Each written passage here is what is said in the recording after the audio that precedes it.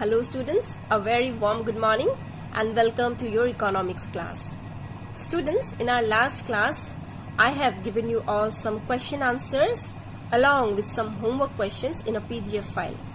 And some of you have even done the work and submitted to me.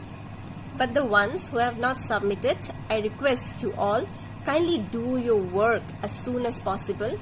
Not only that particular work, all the work that is pending till now, kindly do your work, students, as it is very important for you all to be regular and be updated with your classes, with your concepts, with your assignments, with the materials and everything. So students, it is for your benefit, otherwise later on it will become difficult for you all to keep pace with the course, with the syllabus, with the concepts. You all will lag behind, students.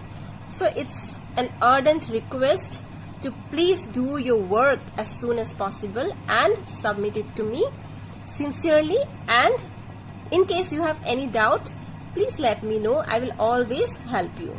So students, now I'm going to show you something very interesting. What is this? This is a 500 rupee note. This is money, right? So have you ever wondered, why do we need money? Who invented money? How money came into being? What was there before money was introduced? How the various transactions were taken place before the introduction of money? All these are very basic things now, but these things never come to our mind because things are happening like this from a very long time. Whenever we need something, we simply go to our parents. Our parents give us the money, and with that money we buy the things that we want. So this is how things are done. But students, a little bit of knowledge about money is very important for us from all the aspects, because knowledge regarding money will help us to take various major decisions of life as to how much money to spend, how much money to save, the proper allocation of money, that means where to spend how much to invest. Also students, money is an important parameter of development. It is an important indicator of development, right? Our economic development is measured in terms of GDP, and GDP is nothing but the gross domestic product.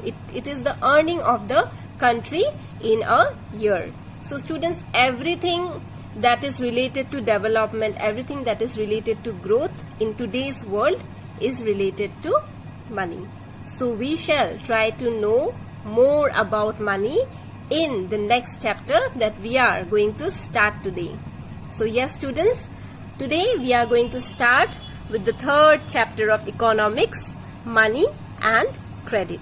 So let's begin with our today's class. Students, money is such an interesting and important thing in our life, right? We need money in all walks of our life. We need money to avail and to enjoy the various facilities, the various benefits. Starting from a pencil to a car, we need money to buy it, right? Without money, we cannot think of our life. We cannot even imagine our life. In today's world, money is in fact the solution to all the problems. So students, don't you think it is necessary for us to know more about money? Simply using money and earning money is not enough. In today's world, we need to have a lot more knowledge about money. So yes, this chapter, the third chapter of your economics, that is money and credit, will enable us to know about the various aspects of money. So the various learning objectives of this chapter, money and credit, are as follows. So students, this chapter will enable us know about the various phases of evolution of money.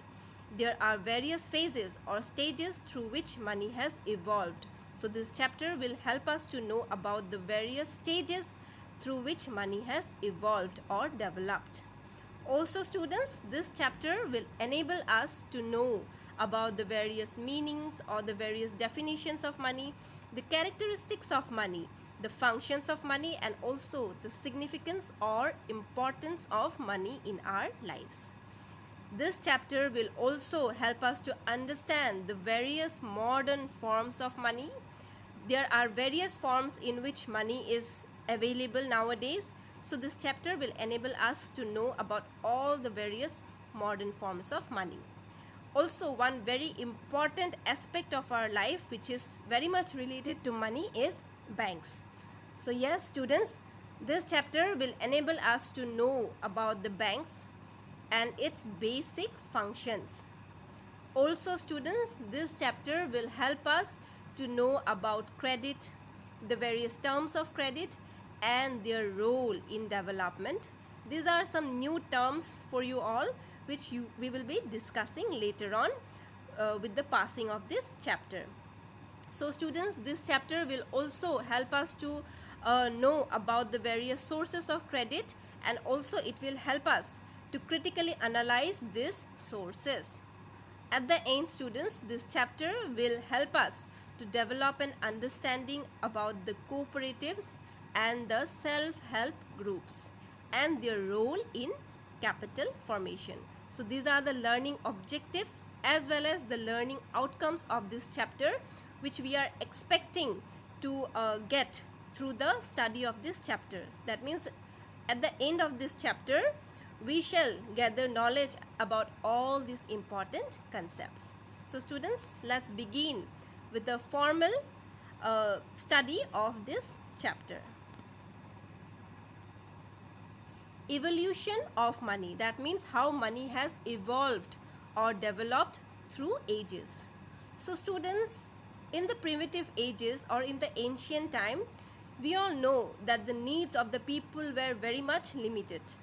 All they needed was food and a basic shelter and some clothes to wear, and for that they were not required to earn any money. So students, at that time, since the needs of the people were limited, most of the time they themselves arrange for the various necessities of their life. For example, food to eat, then the dress to wear, and all these were done through the process of hunting and gathering. So in the primitive ages, the people, or as we say the early man, used to arrange the basic necessities of their life through the process of hunting and gathering. There was no need for exchange, and hence money was also not needed as well. But students, with the growth of civilization, with the growth of the societies, people's need, their demand and their desires started increasing. And those people who were specialized or who were expert in the production of certain goods, they did what? They started taking it as their occupation or as their profession. And with this profession, they started exchanging the goods that were produced by them with some other people, with the goods that those other people were producing. So students, slowly and gradually, with the development of civilization, the people, they started taking various occupations related to the things with which they were expert in. Also, they started exchanging the goods that were produced by them with some other producers, and in return they obtained the goods which were produced by the other producers. For example, a person who is an expert in producing stone tools or in making stone tools, he could exchange the stone tools produced by him with another person, and in return that other person will provide him with meat. So this is how exchange took place in the ancient time or in the primitive age. So students, this very process of exchange is given a very important term, and that term is known as barter system. So barter system is a term which we have studied from a very small age, probably from class 6-7. So we all know the basic meaning of barter system. Barter system is a system of exchange where goods and services are exchanged for each other or for one another. Suppose I want an apple and you want a pencil. So I will give my pencil to you, and in return you will give me the apple. So this is the main concept behind the working of the barter system. That means goods and services were exchanged or transacted for each other. A people have bartered goods and services since the dawn of civilization, when currencies are unstable or when there is no common currency. So students, the need for barter system, it arose because of the fact that there was no common currency at the time, or the currencies were mostly unstable. So the people had no other option but to exchange goods for goods and services for services. And sometimes they even exchanged goods for services, and sometimes they even exchanged services for goods. Because the second example here helps us to know that a photographer agreeing to photograph a dentist wedding pictures in return for some dental work of equal value. So here the exchange is taking in form of services, not in form of goods. So a photographer has agreed to photograph the wedding of a dentist in return for some dental treatment of equal value. So students, in case of barter system, both goods and services can be transacted. It's not that only goods are transacted in barter system, even services are transacted or exchanged in barter system. Features of the barter system, that means the nature of barter system or the characteristics of barter system. So students, barter system happens to be the oldest system of exchange. Before barter system, there was no system of exchange. Barter system is the first system of exchange. In barter system, goods and services are exchanged or swapped or transacted for other goods and services. In barter system, there was no common measure of value. And in barter system, no money or any other medium of exchange was used. Double coincidence of wants is the essence of barter system. So students, the features of barter system are the advantages or disadvantages of barter system as well. Because in barter system, we all know that there is no common measure of value. That means we cannot compare the value of a bread with the value of an elephant, right? So someone who has an elephant and someone who has a bread, they cannot transact the goods because the goods differ so much in their value. The value of an elephant cannot even be compared with the value of a bread. So there was no common measure of value in the barter system. Also, there was absence of money or any other medium of exchange in the barter system. Also students, one very important thing, double coincidence of want is the essence of barter system. That means double coincidence of want is an essential prerequisite of barter system.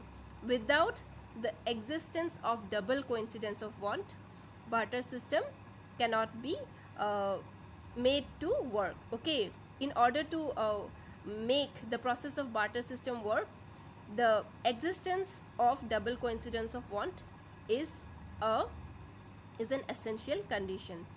So students, let us now understand the benefits or the advantages of barter system.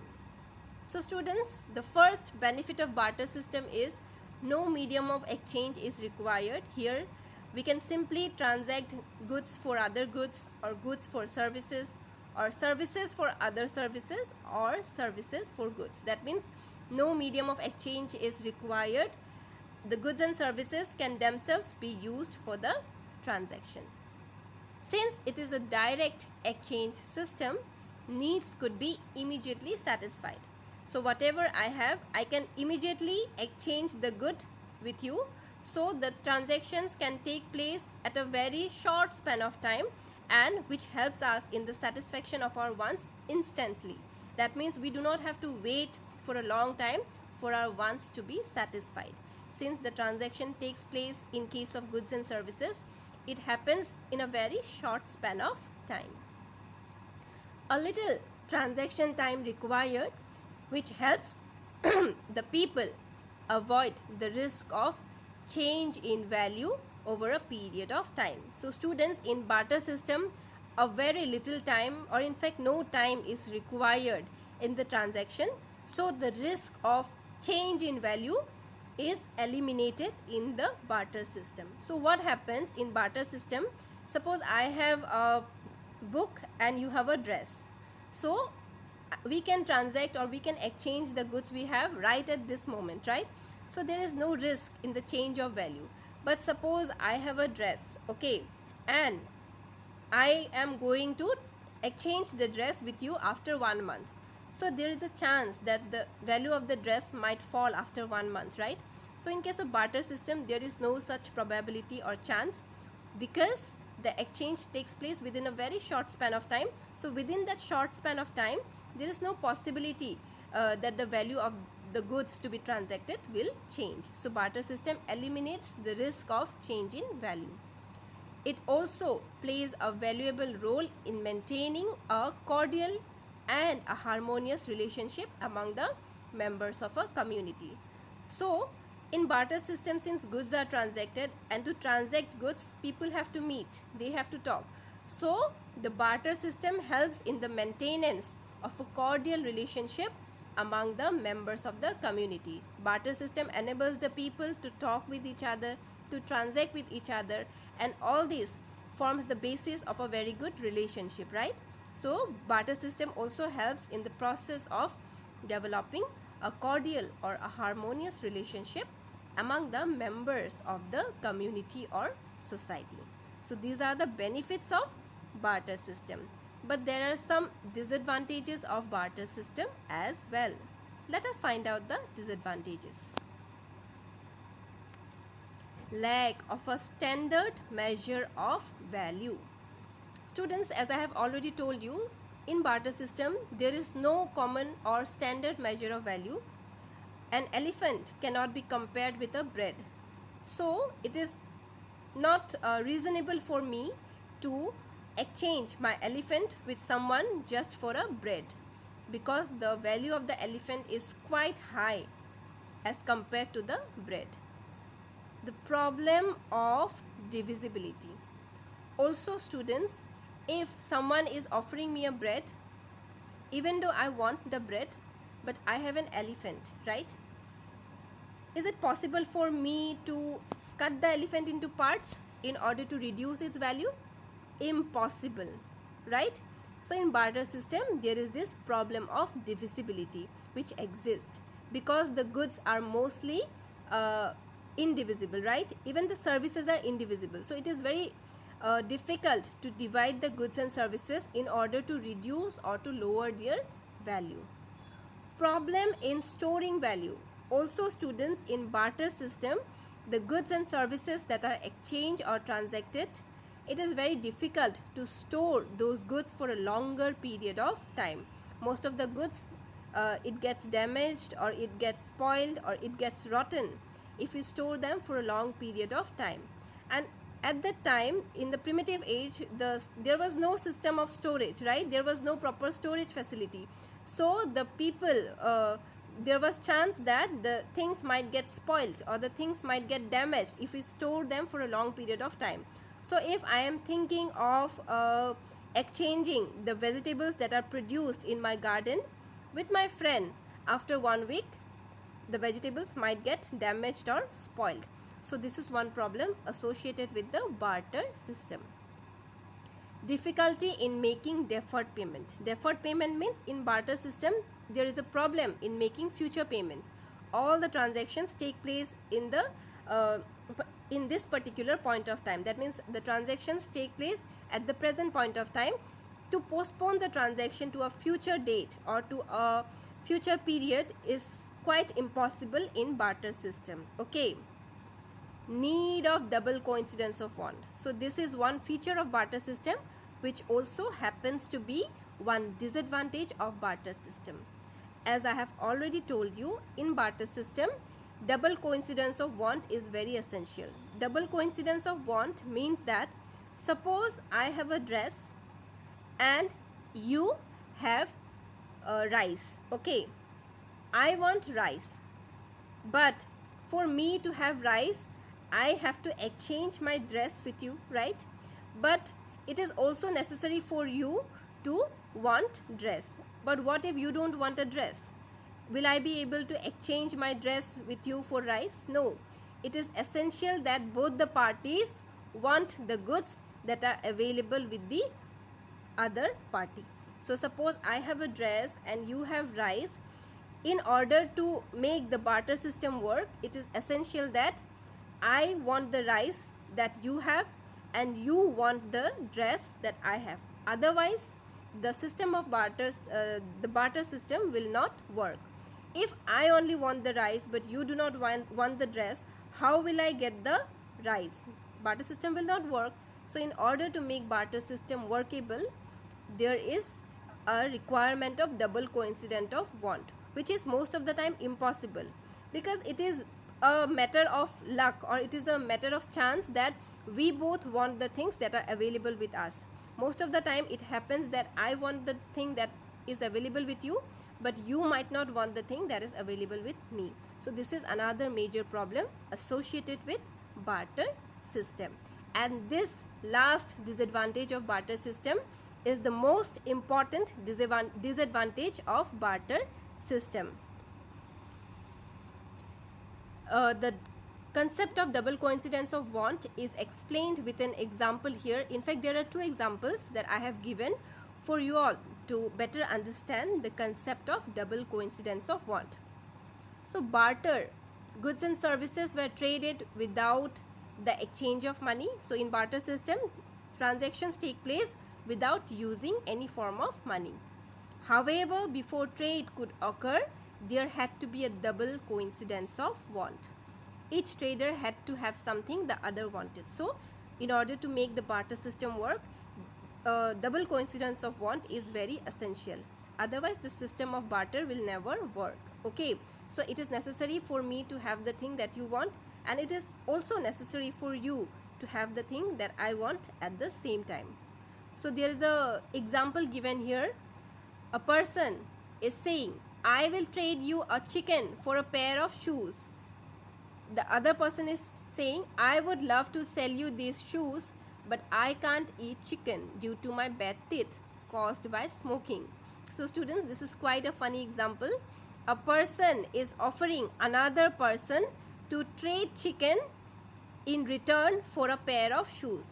But the other person says that he would have loved to give the other person the shoes, but in return he cannot take the chicken because of his bad teeth, which is caused by smoking. So you can see the difficulty that these people are facing here in the exchange, because even though the one having chicken, he wants shoes, but the one having shoes do not want to have chicken because of his bad tooth. In a barter economy, a chicken farmer who wants to buy shoes may have to first trade chickens for apples and then apples for shoes, because the guy selling shoes wants only apples. Money eliminates this problem. So the one who is trading chicken, he can do one thing. He can first trade his chicken with someone who is selling apple. So he will give the chicken to the one who is selling apple, and in return he will take the apple. And then he will come to the shoemaker again, and then he will transact the apple that is with him with the pair of shoes. But this is a very long process, and it is quite a time consuming and hectic process, right? But if money would have been there, this kind of problems could be easily eliminated.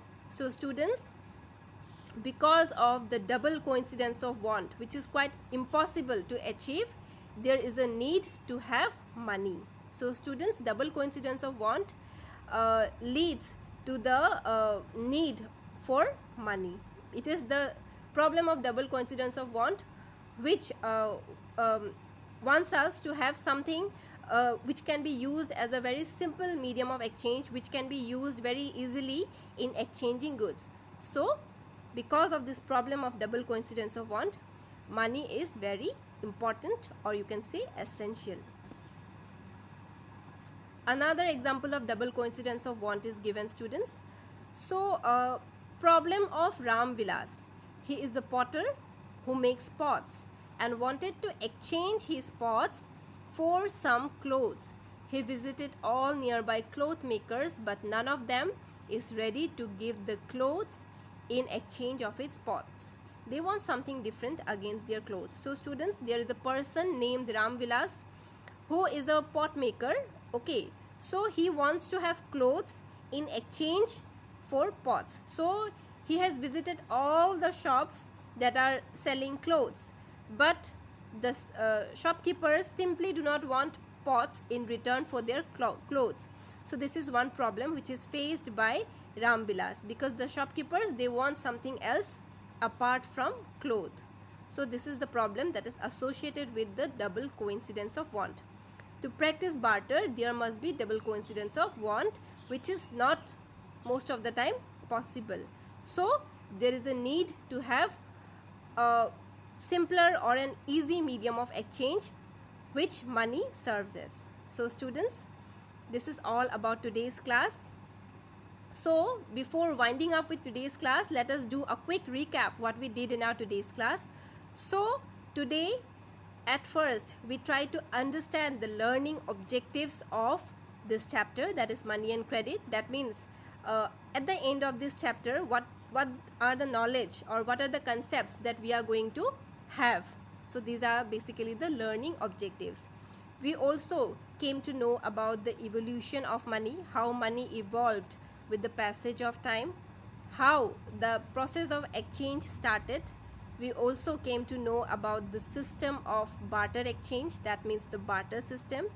We also analyzed the features, the advantages as well as the disadvantages of barter system, and then we went on deep into the concept of double coincidence of want, which leads to the demand for a easy or for an simple medium of exchange, which can only be possible with the introduction of money. So yes students, these are the topics that we have discussed in our today's class. I hope you all have understood. This is a very simple thing, so we have started with some very simple concepts so that it becomes easy for you all to grasp the ideas, to grasp the concepts. Later on, we will be moving to the complicated parts of this chapter. In case you feel you have any doubt or difficulty, I am always there to assist you. Okay then students, see you all in your next class. Thank you. Have a nice day and stay safe.